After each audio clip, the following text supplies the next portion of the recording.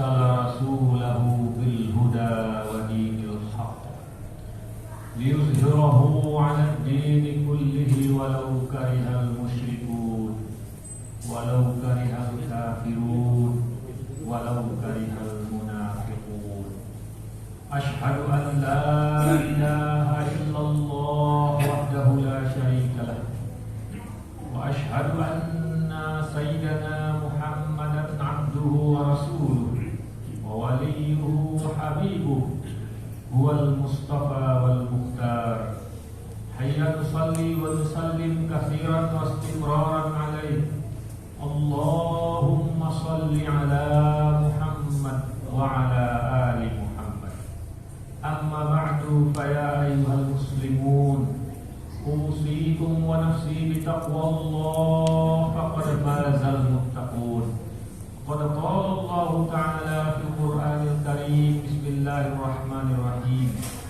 يا أيها الذين آمنوا اتقوا الله حق تقاته ولا تموتن إلا وأنتم مسلمون صدق الله العظيم واسمعوا أيضا كما قرأنا في سورة البلد بسم الله الرحمن الرحيم فلقتحم العقبة وما أدراك ما العقبة فك رقبة أو إطعام في يوم ذي مسغبة يتيما ذا مقربة أو مسكينا ذا متربة Sadaqallahul Azim. Kaum muslimin jamaah Jumat yang dirahmati Allah, yang disayangi Allah, yang dicatat oleh Allah kehadiran pada hari ini. Marilah kita mensyukuri nikmat hidup yang Allah berikan kepada kita. Nikmat umur. Segala sesuatu yang kita nikmati ini adalah dari Allah Subhanahu wa Ta'ala. Mari kita syukuri. Kemudian mari kita buktikan kecintaan kita kepada junjungan kita dunia dan akhirat, yaitu Nabi Muhammad sallallahu alaihi wasallam. Mari kita banyak berselawat kepada beliau. Allahumma shalli ala Muhammad. Kaum muslimin, sesuai dengan ayat yang kita bacakan tadi, untuk menjadi landasan khutbah kita pada hari ini. Dalam ayat 11 Allah katakan, "Falaqtahamal 'aqabah." Wahai orang-orang Islam, kalian pasti akan melewati jalan mendaki. Wa ma adraka mal 'aqabah. Apa yang kalian ketahui tentang Aqabah, jalan mendaki? Fakku raqabah, contohnya adalah memerdekakan budak, memberikan solusi kepada budak, membebaskan budak. Ini salah satu bukti Islam itu ingin menyelamatkan, ingin membebaskan dari seluruh perbudakan. Dan membebaskan budak itu tidak mudah biayanya, mahal biayanya. Sangat mahal dulu Abu Bakar membebaskan Bilal bin Rabah dari tuannya Ubay bin Ka'ab. Kaum muslimin, ini salah satu contoh jalan mendaki, yaitu memberikan solusi kepada saudara-saudara kita yang tidak mampu. Kalau dulu memerdekakan budak, sekarang ini ayat ini tetap relevan dengan cara kita memberikan solusi bagi saudara-saudara kita yang tidak mampu, memberikan bantuan-bantuan kepada saudara kita yang sangat membutuhkan. Fakku raqabah, berikanlah bantuan, tolonglah saudara kita seiman, tolonglah. Jangan dibiarkan dia diperbudak oleh keadaan ekonominya. Jangan biarkan saudara kita terbelenggu dengan keadaan kesusahan hidupnya. Au it'amun fi yaumin dhi masghabah. Berilah makan kepada orang-orang yang sedang kelaparan. Ini perintah dari Allah. Ini ajaran Islam. Ini suatu pekerjaan yang sangat mulia. Ini jalan mendaki, bukan amalan yang bisa semua orang melakukannya. Kaum muslimin jamaah Jumat yang dirahmati Allah, Islam ini memang satu ajaran yang sangat holistik dan komprehensif, menyelesaikan semua persoalan, secara sesuai dengan ekosistemnya.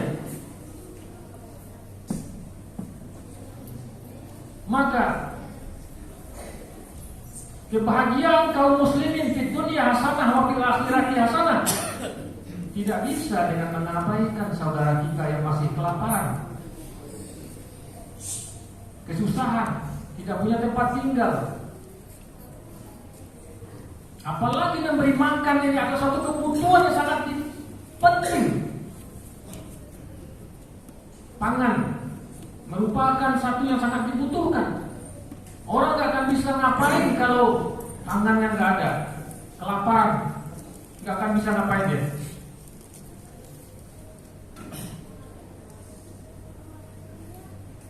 Yatiman za maqrabah, begitu juga anak yatim.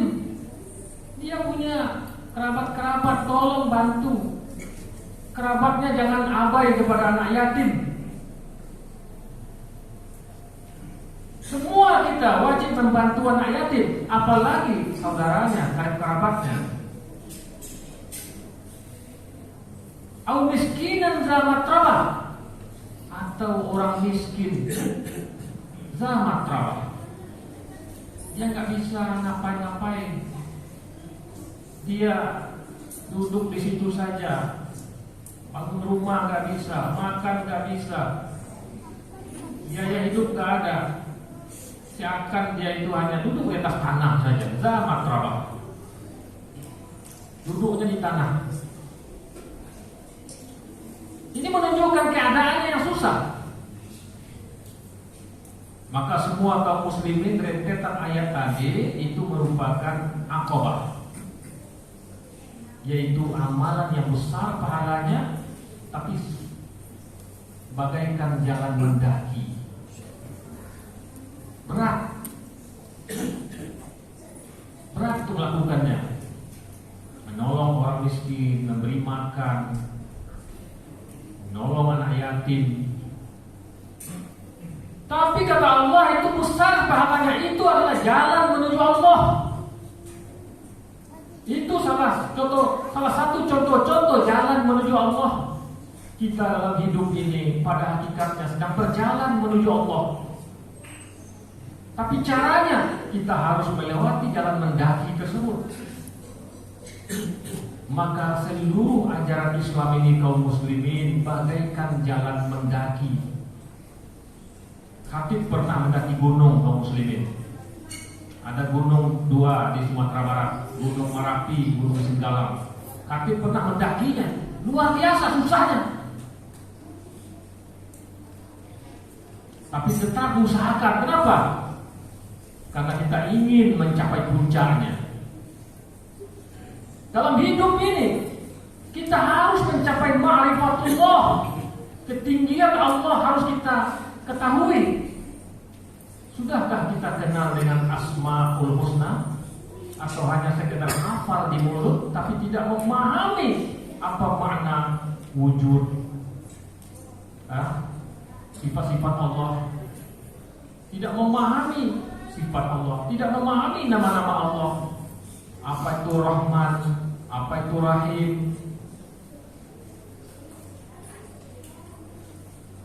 Kenapa selalu yang dianjurkan kita dari 99 nama Allah, Rahman dan Rahim? yang didahulukan?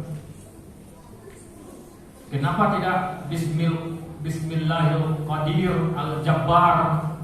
Tetapi kenapa disimpulkan dengan Ar-Rahman dan Ar-Rahim, Allah Maha Pengasih, Maha Penyayang? Kenapa tidak dengan nama Allah yang Maha Muntakim, yang Maha Nur, Hadi, dan segala macam, yang Maha Jabbar, yang Maha Pemaksa, mampu memaksa? Tapi kenapa disimpulkan dengan Ar-Rahman dan Ar-Rahim? Ini perlu kita dalami semuanya. Ini jalan mendaki, harus kita dalami. Allah Maha Pengasih, Maha Penyayang. Walaupun ada sifatnya yang sangat menakutkan seperti Jabbar dan sebagainya. Maka kaum muslimin, hakikatnya jalannya orang Islam ini dalam hidup di dunia ini adalah jalan mendaki. Tetapi kata Rabi'ah Adawiyah, seorang sufi perempuan, dia mengatakan, teruslah mendaki menuju Allah, tetapi Anda akan sampai kalau Anda usahakan. Karena setiap tahap ada haltenya, ada pemberhentiannya. Dimulai dari bertobat. Ini terminal pertamanya, bertobat semua kita kepada Allah. Kemudian mari kita mulai mendaki menuju Allah, laksanakan amalan-amalan seperti sholat 5 waktu konsisten berjamaah, puasa Ramadan konsisten, mulai dari situ. Bersabar, ini terminal kedua. Kemudian istiqomah, teguh pendirian, jangan, karena kita mulai mendaki, banyak orang yang akan meneriaki, jangan mendaki, jangan. Banyak orang yang akan meledek kita, banyak orang yang akan mentawarkan kita. Sering aja kita ke masjid, banyak orang yang akan ngomongin kita. Ini sorak-sorak orang yang ingin agar kita tidak mau mendaki menuju Allah Subhanahu wa taala. Maka mari konsisten, hiraukan semua orang yang meneriaki kita, hiraukan semua orang yang melarang kita. Abaikan semuanya. Kalau kita serius ingin mencapai ma'rifatullah, berkenalan sebaik-baiknya dengan Allah SWT. Karena kita ingin mendapatkan cintanya Allah SWT, ingin mendapatkan ridhonya Allah SWT. Teruslah mendaki. Banyak hati-hati pemberhentian. Akan ada namanya khusyuk, akan ada namanya mujahadah, akan ada namanya ridho, akan ada namanya ikhlas. Teruslah berusaha mendaki menuju Allah Subhanahu wa taala. Salah satunya yaitu tadi memang kita harus berusaha melaksanakan rukun Islam yang 5 dengan sebaik-baiknya. Membayar zakat, ini jalan mendaki. Bayarkan zakat, keluarkan sedekah. Allah sangat kagum dengan orang yang mau membayar zakat. Kagum sekali. Kenapa? Karena yang namanya memberi itu kemampuan Allah saja sebenarnya. Yang namanya memberi, apalagi materi, itu kemampuan Allah. Karena Allah yang Razzaq, Allah yang mampu memberi rezeki. Tapi kok ada hamba mampu memberi kepada orang lain? Allah sangat memuji orang yang memberi kepada orang lain, baik itu zakat, sedekah, infak. Sehingga Allah tegaskan dalam surat Al-Baqarah dengan banyak ayat, di antaranya man dzalladzi yuqridullaha qardan hasanan fayudha'ifahu. Siapa yang mau meminjamkan kepada Allah? Diibaratkan kita memberi kepada orang lain itu diibaratkan, disebut oleh Allah, yaitu al-qard, yaitu meminjamkan kepada Allah. Fayudha'ifahu, Allah akan lipat gandakan balasan kepada orang tersebut. Kemudian juga Allah katakan, masalul ladzina yunfiquna amwalahum ibtigha'a mardatillah wa tathbitan min anfusihim kamathali jannatin bi rabatin asabaha wabilun fa'atat ukulaha yaqin. Siapa yang perumpamaan orang-orang yang mau memberi di jalan Allah, baik mulai dari zakat, sedekah, segala macam, itu perumpamaannya bagaikan orang yang memiliki kebun, kemudian disiram dengan hujan sehingga menghasilkan buah-buahan yang berlipat ganda. Dan ketika nggak ada hujan, tetap kebunnya subur dan memberikan buah yang banyak. Ini menunjukkan apa? Perumpamaan kaum muslimin menunjukkan bahwa orang yang memberi dengan ikhlas itu dia akan mendapatkan hasil yang berlipat ganda, hasil yang sangat banyak sekali. Tapi syaratnya ikhlas. Wa tasbitan min anfusihim, memang dia ikhlaskan dalam hatinya karena Allah. Tidak ria, tapi kalau ria, famasaluhu kamathali safwanin 'alaihi turabun fa asabahu wabilun fatarakahu salda la yaqdiruna. Kaum muslimin, Allah umpamakan, seandainya ada orang memberi tidak ikhlas, itu bagaikan orang yang meletakkan debu di atas batu. Apalah daya debu ketika datang angin, datang hujan, habis itu debu semuanya, bersih batu itu, tidak ada apa-apa lagi. Yang ada yang tersisa itu perumpamaan orang memberi tanpa keikhlasan. Maka kaum muslimin yang dirahmati Allah, dalam keadaan umat Islam sebagian saudara kita yang ditimpa oleh berbagai musibah sekarang ini, kita perlu memberikan bantuan-bantuan. Agar apa? Agar Allah melipat gandakan pahala kita, agar Allah menjadikan kita orang yang terangkat derajatnya, karena Allah kagum sekali kepada orang yang mau memberi. Kenapa? Karena memang berat memberi itu. Allah tahu itu. Allah tahu bahwa dalam diri manusia itu, kalau dia memberi kepada orang lain, dia khawatir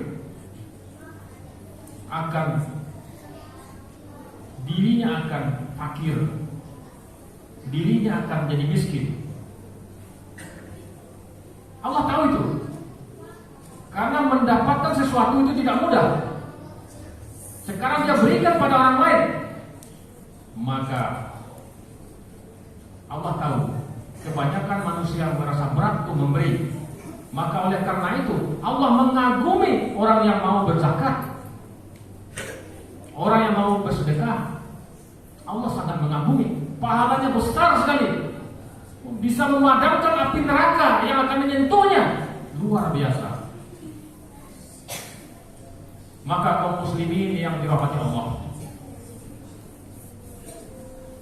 dalam rangka untuk maunya kita memberi, maka banyak dalam Al-Quran ayat-ayat yang menyebut keutamaan memberi dan janji-janji Allah kepada orang yang mau memberi. Tetapi ada satu janji setan. Asy-syaitan ya'idukumul faqra wa ya'murukum bil fahsya. Janji Allah mengatakan bahwa kalau kamu memberi, akan Allah lipat gandakan pahala, Allah akan lapangkan rezekimu, Allah akan ampuni kamu, Allah akan masukkan kamu ke dalam surga, Allah akan selamatkan kamu dari kubur. Banyak sekali. Satu cuma janji setan. Asy-syaitan ya'idukumul faqra. Kenapa? Setan menjanjikan, awas kalau kalian memberi pada orang lain, kalian akan jatuh miskin, kata bisikan setan. Cuma satu itu janji setan. Tapi kebanyakan manusia mengikuti janji setan yang satu itu dan melupakan janji Allah yang sangat banyak tentang keuntungan kalau kita mau berzakat, mau berinfak dan bersedekah. Nauzubillah kaum muslimin. Maka mari kita sebagai orang-orang yang yakin dengan Al-Quran dan hadis, mari kita percaya dengan janji Allah dan jangan percaya dengan janji setan. Kenapa dalam Al-Quran itu Allah banyak menyebutkan tentang janji Allah? Karena Allah maha menepati janji, dan iblis dia tidak akan pernah menepati janjinya, dan dia hanya berkata bohong. Buktinya apa? Banyak orang yang telah memberi, malah Allah lipat gandakan pahalanya dan Allah lipat gandakan rezekinya. Kita sudah melihat bukti orang yang banyak memberi malah tambah kaya raya, bukan tambah miskin dia, tambah kaya raya dia setelah memberi.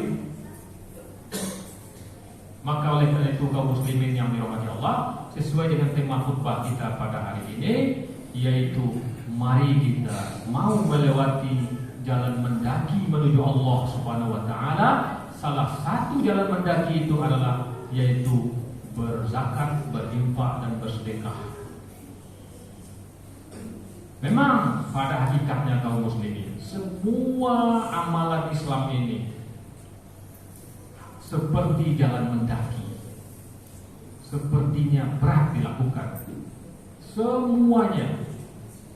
Tetapi kalau kita ikhlas kepada Allah, bisa dilewati semuanya. Mulai dari kita ambil contoh sholat 5 waktu. Apakah kaum muslimin sholat subuhnya ramai seperti sholat Jumat? Kalau tidak, kenapa tidak? Nah, ini bukti bagaikan jalan mendaki. Puasa Ramadan, bayar zakat, pergi haji, ini bagaikan jalan mendaki. Dan semuanya, tetapi dengan komitmen yang tegas, komitmen yang kuat ingin bertemu Allah, maka mari kita tetap laksanakan dengan sebaik-baik. Kaum muslimin jamaah Jumat yang dirahmati Allah, semoga khutbah kita yang ringkas pada hari ini kita dapat memahami hakikat daripada ajaran Islam, yaitu mengajak kita pada kebenaran, mengajak kita pada keselamatan, dan Allah ingin agar kita selamat di dunia dan akhirat, bahagia di dunia dan di akhirat. Mudah-mudahan kaum muslimin khutbah ini dapat kita sampaikan kepada keluarga kita dan dapat kita sampaikan kepada siapapun yang kita sampaikan, agar Allah catat kita semua telah ikut berjuang untuk menyebarkan ajaran Islam ini. Kaum muslimin yang dirahmati Allah, Islam di Indonesia ini tidak akan mungkin mayoritas saat ini kalau tidak dulu diperjuangkan bersama-sama. Islam di Indonesia ini tidak mungkin mayoritas saat ini kalau dulu tidak mau para pejuang-pejuangnya untuk berjuang menyebarkan ajaran Islam ini dengan sebaik-baiknya. Maka mari kita lanjutkan perjuangan penyebaran ajaran Islam ini. Mari kita lanjutkan perjuangan pengokohan Islam di Indonesia ini. Mudah-mudahan kaum muslimin Allah akan masukkan kita pada hamba-hambanya yang diselamatkan dunia dan akhirat. Amin ya rabbal alamin. Fa'tabiru ya ulil absar la'allakum turhamun. Silakan berdoa pada waktu khatib khutbah, pada waktu khatib duduk yang kedua khutbah. Alhamdulillah, alhamdulillahilladzi nawwara qulubana bil iman, walladzi nawwara qulubana bil Islam wal Quran wa ahadits was sunnatin nabiyina Muhammad sallallahu alaihi wasallam. Asyhadu an la ilaha illallah wahdahu la syarika lah, wa asyhadu anna Muhammadan abduhu wa rasuluh wa waliyuhu wa habibuhu wal mustafa nabiyina Muhammad sallallahu alaihi wasallam.